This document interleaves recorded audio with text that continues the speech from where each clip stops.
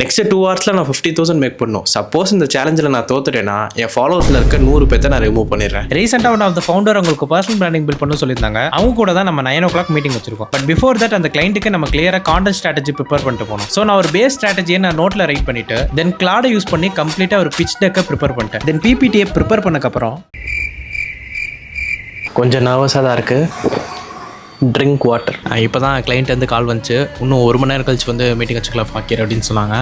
Hope wait பண்ணலாம். அப்புறம் மறுபடியும் 1 மணி நேரம் கழிச்சு கரெக்டாக 10:30 திருப்பி மீட்டிங் ஸ்டார்ட் ஆச்சு. குட் மார்னிங், எப்படி இருக்கீங்க?